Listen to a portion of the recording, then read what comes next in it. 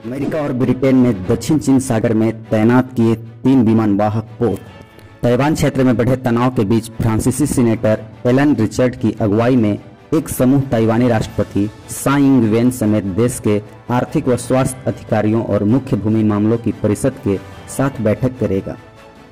Taiwan को चीन अपना हिस्सा मानता है, जबकि कई देश उसके साथ कूटनीतिक रिश्ते बना रहे हैं। इससे गुस्साया चीन लगातार ताइवानी हवाई क्षेत्र में अपने लड़ाकू विमान भेज रहा है।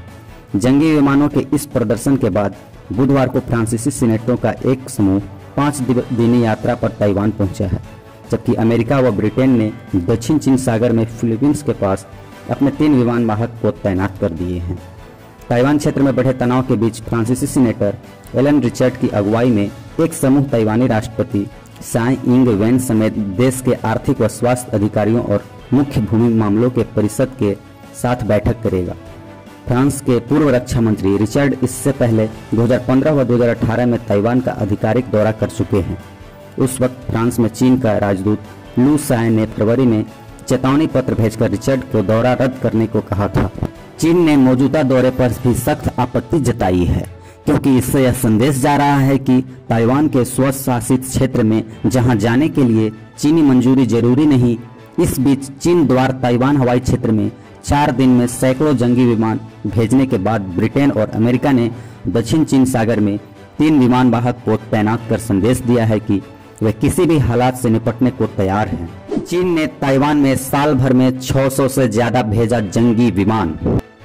ताइवान में इस साल वायु रक्षा पहचान क्षेत्र में इस साल 600 से ज्यादा चीनी जंगी विमानों ने उड़ान भरी। चीन के सैन्य विमान ने मार्च 2019 में ताइवान में ऐसी उड़ान की शुरुआत की। इसके बाद अकेले दक्षिण पश्चिम क्षेत्र में 380 बार चीनी विमान घुसे, जहां आमतौर पर 1 से 3 धीमी गति से उड़ने वाले टर्बोप्रोप विमान भेजे जाते हैं।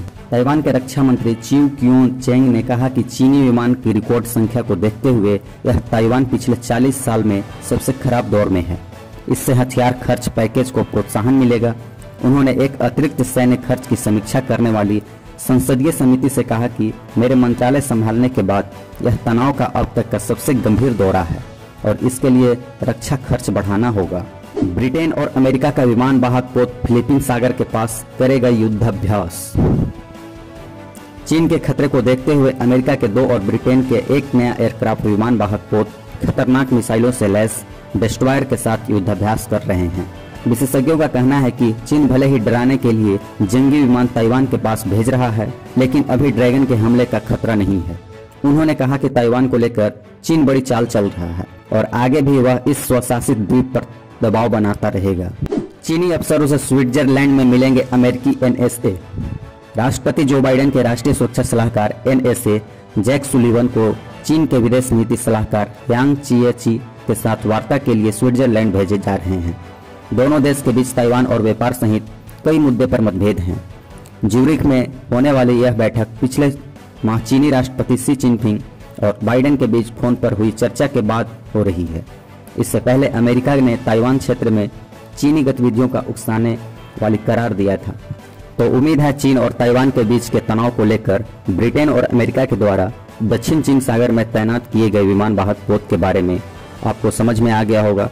अगर वीडियो पसंद आया होगा तो लाइक कीजिएगा और चैनल को सब्सक्राइब भी कीजिएगा।